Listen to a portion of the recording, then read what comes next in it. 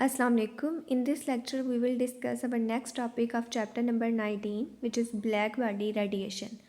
Black body radiation को समझने से पहले हम थर्मल रेडिएशन को डिस्कस करते हैं। थर्मल का क्या मतलब है? Heat.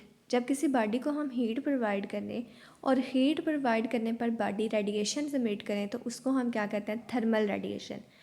When body is heated it emit radiation called thermal radiation. Further हम इसमें ये देखेंगे कि कोई भी बॉडी रेडिएशन एमिट करती है तो रेडिएशन एमिट करने की रीज़न टेम्परेचर में डिफरेंस आता है। जब भी बॉडी और सराउंडिंग के टेम्परेचर में डिफरेंस आएगा तो बॉडी या तो रेडिएशन एमिट करेगी या रेडिएशन अब्जॉर्ब करेगी। अगर बॉडी का टेम्परेचर ज़्यादा है सराउंडिंग के टेम्परेचर से तो वो बॉडी अपने आप को कूल करने के लिए रेडिएशन एमिट करती है। अगर बॉडी का टेम्परेचर कम है सराउंडिंग से तो वो बॉडी सराउंडिंग से रेडिएशन अब्जॉर्ब करती है। इसकी एग्जांपल हम ले सकते हैं, अगर हमने पानी को बॉयल करके रखा हुआ है और पानी का जो टेम्परेचर है वो सराउंडिंग से ज़्यादा है तो पानी ठंडा होने के लिए जो रेडिएशंस हैं वो सराउंडिंग में क्या करेगा? एमिट कर देगा। तो उस केस में टेम्परेचर के डिफरेंस की वजह से बॉडी ने रेडिएशंस क्या किए हैं? एमिट किए हैं। लेकिन अगर हम आइस का रखें और आइस का जो टेम्परेचर है वो सराउंडिंग से कम है तो आइस जो है वो सराउंडिंग से रेडिएशंस को ऑब्जर्व करेगी और अपने टेम्परेचर को सराउंडिंग के टेम्परेचर से मैच करेगी। तो जब भी बॉडी का टेम्परेचर सराउंडिंग से कम होगा तो बॉडी रेडिएशन अब्जॉर्ब करेगी, जब सराउंडिंग से ज़्यादा होगा तो बॉडी रेडिएशन एमिट करेगी। इन रेडिएशंस को जो टेम्परेचर डिफरेंस की वजह से एमिट होती हैं या अब्जॉर्ब होती हैं उनको हम थर्मल रेडिएशंस कहते हैं। इसका मतलब हमारे पास जो रेडिएशंस हैं उनकी सारी नेचर किस पे डिपेंड कर रही है? टेम्परेचर पे, क्योंकि टेम्परेचर के डिफरेंस की वजह से ही रेडिएशंस वहाँ पे एमिट या अब्जॉर्ब हो रही हैं। The nature of radiation depend upon the temperature.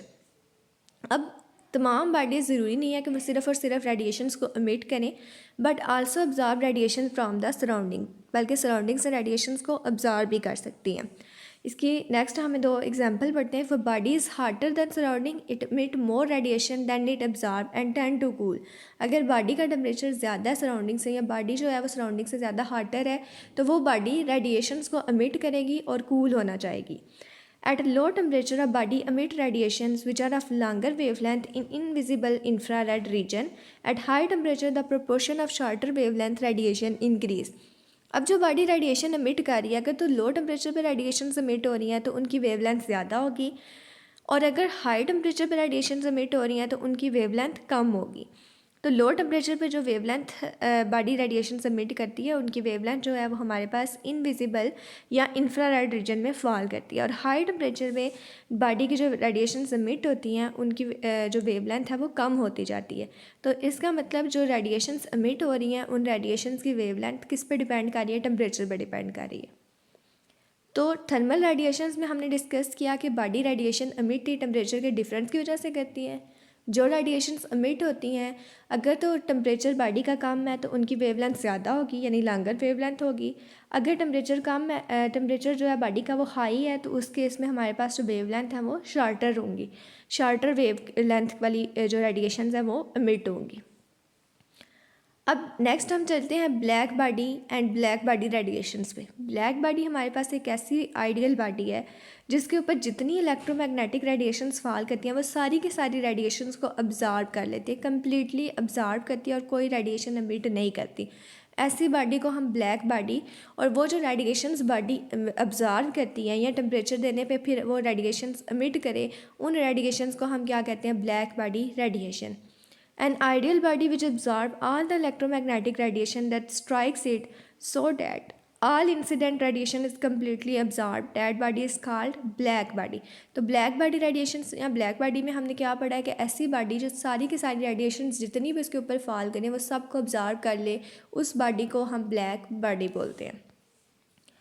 How to get a black body के लिए हम लोगों ने एक कैविटी लिया है, उसके अंदर हम लोगों ने एक होल किया है। अब उस होल के अंदर से हम जितनी रेडिएशंस भी भेज रहे हैं वो सारी की सारी रेडिएशंस बॉडी टोटली अब्जॉर्ब कर रही है। इट मीन्स जो होल की वॉल्स हैं वो टोटली अब्जॉर्ब कर रही हैं रेडिएशंस को। ठीक है, ये हमारे पास एक ब्लैक बॉडी के अंदर कैविटी है।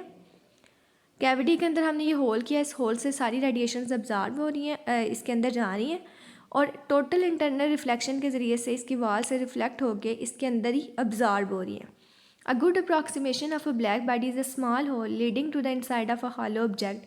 कोई भी ऑब्जेक्ट या कैविटी ले लें उसके अंदर हमने एक स्मॉल होल किया है the hole act as a perfect absorber. अब ये जो होल है ये एक्ट कर रहा है एज अ परफेक्ट अब्जार्बर, क्योंकि जितनी रेडिएशन फॉल कर रही है उन सबको वो अब्जार्ब कर रहा है। The nature of radiation living the cavity through the hole depend only the temperature of the cavity. अब जो रेडिएशन इस होल को लीव कर रही है वो सिर्फ और सिर्फ टेम्परेचर पे डिपेंड करता है, टेम्परेचर ऑफ कैविटी पे डिपेंड कर रहा है।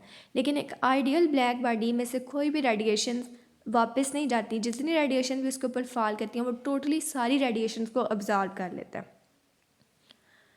Black body radiations. The radiations emitted from cavity are called cavity radiation, temperature radiation और black body radiation. कैविटी से जो रेडिएशन एमिट होती हैं उनको हम लोग कैविटी रेडिएशंस भी कह सकते हैं, उनको हम टेम्परेचर रेडिएशंस भी कह सकते हैं, उनको ब्लैक बॉडी रेडिएशन भी कहते हैं। The wavelength of emitted radiation decrease with increase in temperature. जैसे कि हम पहले ही डिस्कस कर चुके हैं कि जब टेम्परेचर लो होता है तो जो रेडिएशन एमिट होती हैं उनकी वेवलेंथ ज़्यादा होती है। जब टेम्परेचर हमारे पास कम होता है तो जब टेम्परेचर हाई होता है तो जो रेडिएशन एमिट होती हैं उनकी वेवलेंथ कम होती है। तो जो emitted रेडिएशंस हैं उनकी वेवलेंथ टेम्परेचर के इंक्रीज़ होने से डिक्रीज़ हो रही है। फॉर एग्जांपल जब एक प्लाटिनियम वायर को हीट किया जाता है तो 500 डिग्री सेल्सियस पर उसका कलर होता है डल रेड, 900 डिग्री सेल्सियस पे चेरी रेड, 1100 डिग्री सेल्सियस पे ऑरेंज, 1300 डिग्री सेल्सियस पे येलो और 1600 डिग्री सेल्सियस पे वाइट। अब ये टेम्परेचर और वेवलेंथ का अगर हम रिलेशन देखें तो हमें पता चल रहा है कि जैसे जैसे टेम्परेचर इंक्रीज़ हो रहा है, टेम्परेचर के इंक्रीज़ होने से रेडिएशंस की वेवलेंथ डिक्रीज़ हो रही है। तो with the increase in temperature wavelength of emitted radiations decrease. अब इंटेंसिटी डिस्ट्रीब्यूशन डायग्राम, जितनी भी रेडिएशंस एमिट हो रही हैं डिफरेंट टेम्परेचर पे, अगर हम उनकी इंटेंसिटी और वेवलेंथ के दरमियान ग्राफ ड्रा करें तो उसको हम इंटेंसिटी डिस्ट्रीब्यूशन ग्राफ कहेंगे।